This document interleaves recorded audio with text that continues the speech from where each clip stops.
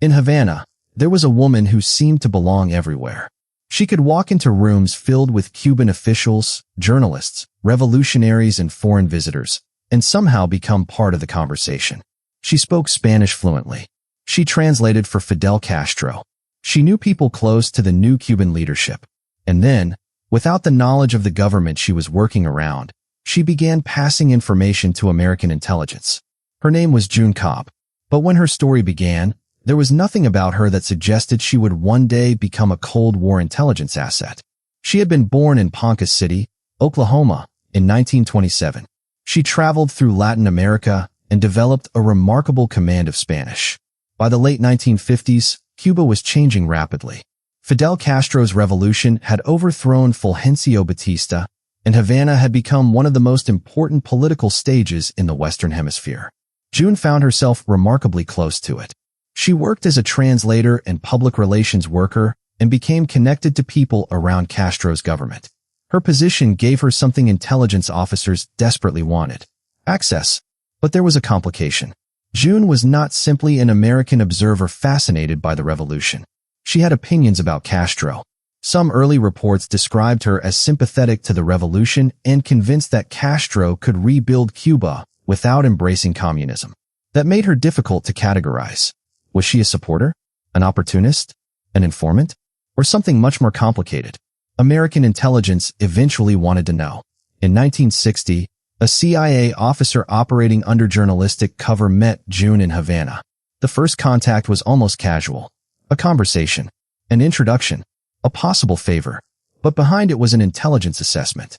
Could June be useful? The answer appeared to be yes.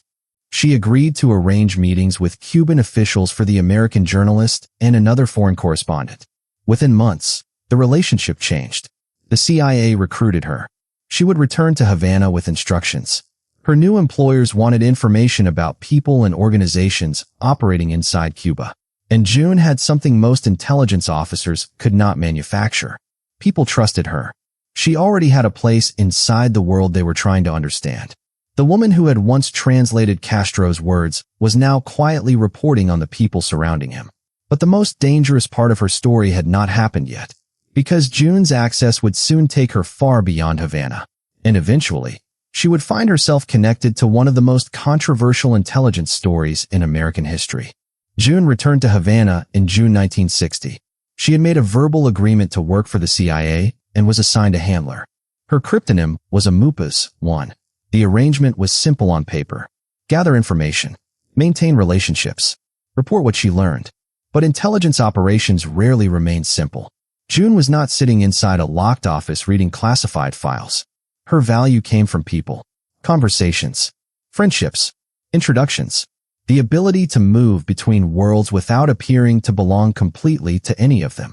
One of her early assignments involved monitoring individuals connected to Cuban political and media circles. That was exactly where June was strongest. She could listen, she could translate, and she could make people comfortable. Her background made her difficult to read. To some Cubans, she was an American who admired parts of the revolution. To American intelligence, she was an increasingly useful source. And to journalists, she could appear to be simply another colorful foreign correspondent living through one of the most dramatic political transformations of the era. Then came an extraordinary development. June had access to people close to Castro's government while the United States and Cuba were moving rapidly toward confrontation. In Washington, concern over Castro's government was growing. In Havana, the revolution was becoming more radical, and June was standing in the middle. The CIA records show that she was tasked with gathering information from people connected to Cuban propaganda and political organizations. But June's personality made her a complicated asset. She was ambitious, independent, and sometimes difficult for handlers to control. That would become a recurring theme. She did not behave like the stereotypical secret agent. She moved through social circles. She cultivated relationships, and she sometimes became deeply involved in the personal lives of people around her. That made her useful. It also made her unpredictable. Then a young woman named Marita Lorenz entered the story. Lorenz had been involved with Castro and later became connected to a dramatic allegation involving the Cuban leader. June became interested in the case. According to later accounts, she became involved in efforts surrounding Lorenz and the political fallout. But this was not merely gossip. Cuban intelligence was watching. Che Guevara reportedly became involved in investigating the circumstances around Lorenz. June's name surfaced among people considered suspicious. And suddenly, the woman who had been moving comfortably around Castro's circle was facing danger from the very government she had been quietly observing. Yet she was not immediately destroyed. She remained protected by influential people. For a time, her access survived. But the relationship between June and the Cuban establishment was beginning to deteriorate. And the more suspicious Havana became, the more valuable June became to Washington. The question was no longer whether she could obtain information. It was how long she could remain close enough to obtain it. By 1961, June Cobb was no longer simply a source in Havana. She was becoming part of a much larger American intelligence effort surrounding Cuba. The revolution had transformed the island into a Cold War flashpoint. Washington wanted information.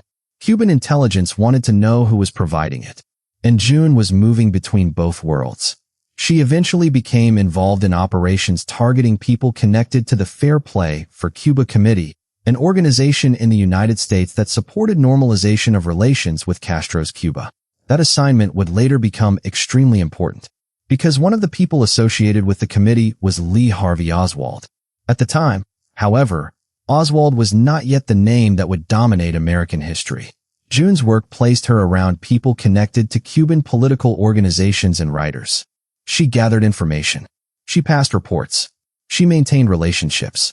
And she continued appearing in official records under intelligence cryptonyms. But June's story became increasingly complicated. She was not simply an obedient intelligence operative. She had her own ideas about Cuba. She had her own relationships. And she had a habit of getting deeply involved in situations that intelligence officers might have preferred to keep at arm's length. Then she moved to Mexico City. This was a major change. Mexico City was becoming one of the most important intelligence environments in the Western Hemisphere. American, Cuban, and Soviet interests intersected there. Journalists, diplomats, revolutionaries, and intelligence officers moved through the same social circles. June became an asset for the CIA station in Mexico City. Her cryptonym changed to La Cookie 1. She was now operating under a different environment, but using the same basic weapon she had always possessed: access. She developed relationships with writers and political figures. She gathered information about Cuban activities.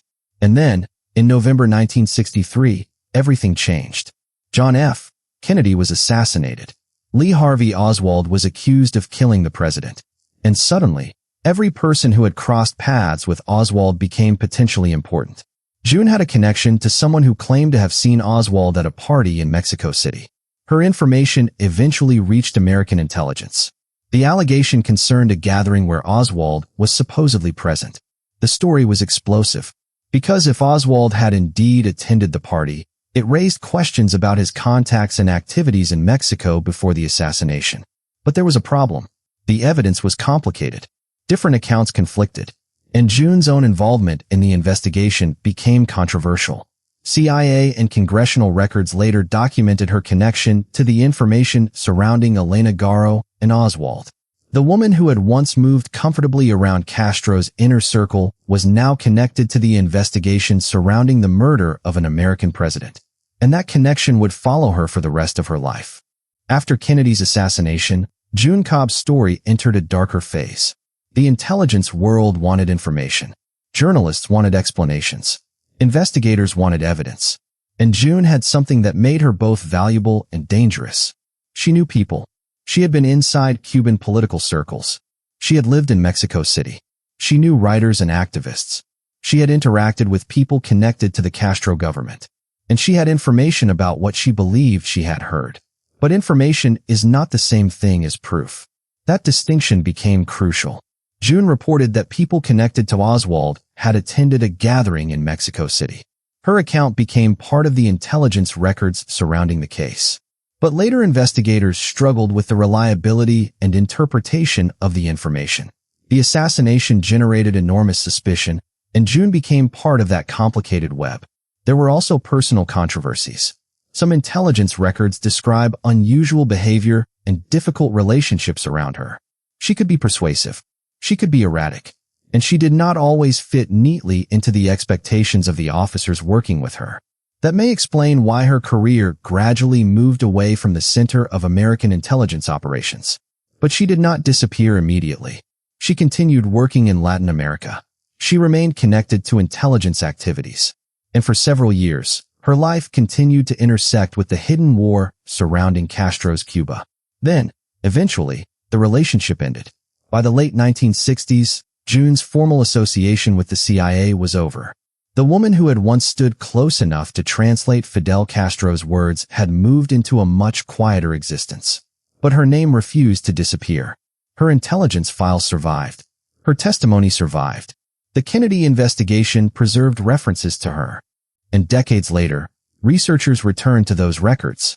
They discovered something striking. June Cobb had not been an ordinary informant.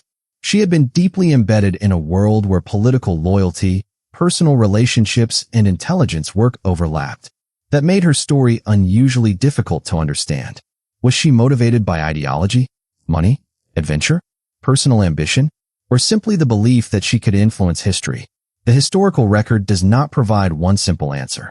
And that uncertainty is part of what makes her story so compelling. Because June was not operating in a clean world of heroes and villains. She was moving through the gray space between them. She could admire parts of Castro's revolution and still work for the CIA. She could associate with people sympathetic to Cuba while secretly providing information to Washington. She could be useful to American intelligence while also becoming a source of frustration. And when one of the greatest political tragedies in American history occurred, her earlier connections suddenly looked much more significant. But the strangest chapter of her story was still ahead. Years later, people would begin asking whether June Cobb's life contained another identity.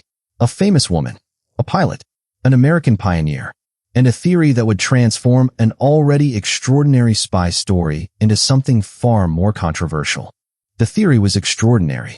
Could June Cobb have been connected to another woman who became famous in a completely different world? The woman was June Cobb, the pioneering American pilot who became associated with America's early space program. Years later, author Mary Haverstick proposed a controversial theory that the two women were actually the same person or that one identity had been used by the other. The claim attracted attention. It also attracted skepticism. There is no established historical consensus that June Cobb and June Cobb were the same person. That distinction matters. The documented intelligence story is already remarkable without adding an unproven identity theory. June Cobb was a real CIA asset. Her intelligence work is documented. Her connections to Cuba and Mexico are documented. Her involvement in information surrounding Oswald and Elena Garro appears in declassified records. The mystery begins when people try to explain the gaps between those documented facts.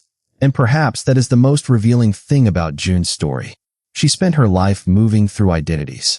Translator, traveler, writer, social connector, Cuban insider, American intelligence source, Mexico City operative, and, eventually, a woman whose name appeared in the historical records surrounding the Kennedy assassination. She died in 2015 at the age of 88. By then, the Cold War world that had made her useful had largely disappeared. Castro's revolution was no longer the new political storm it had been in 1959. The intelligence networks had changed. The people she once knew had aged or vanished. But the files remained. And those files tell us something important about espionage. The most effective intelligence asset is not always the person with the perfect disguise. Sometimes it is the person who already belongs. June did not need to pretend to understand Latin America. She knew the language. She understood the culture. She had friendships. She had access. And she could move through conversations that would have been closed to a conventional intelligence officer. That was her greatest strength. It was also her greatest weakness. Because the closer she came to powerful people, the more complicated her own life became. Her story never produced the clean ending of a classic spy movie. There was no final confession. No single document explaining everything. No dramatic courtroom revelation. Instead, there are fragments. Declassified reports. Names. Cryptonyms. Witness accounts. Conflicting memories. And a woman who spent years standing dangerously close to the center of the Cold War. June Cobb's legacy is therefore not simply that she worked for the CIA. It is that she demonstrates how espionage actually works. Not always through gadgets. Not always through secret tunnels. Sometimes through language, charm, relationships, curiosity, and the ability to make people talk. For a brief and extraordinary period, an American woman from Oklahoma found herself inside Fidel Castro's revolutionary Cuba. She listened to the people around him. She translated his words. She reported to American intelligence. And years later, her name became connected to one of the most consequential investigations in American history. What she knew for certain may never be completely reconstructed. What she believed may have been different from what she could prove. And what really happened behind the scenes remains partly hidden inside the intelligence files that survived her. But one fact remains remarkably clear. June Cobb entered the Cuban Revolution as an outsider. She earned access from the inside. And for years, while two governments watched each other across the Cold War divide, she lived in the dangerous space between them. If stories of women who lived extraordinary lives behind ordinary identities fascinate you, subscribe to Her Silent Strength. Here, we uncover the hidden women behind some of history's most remarkable secrets. Because sometimes the most dangerous person in the room is the one nobody notices.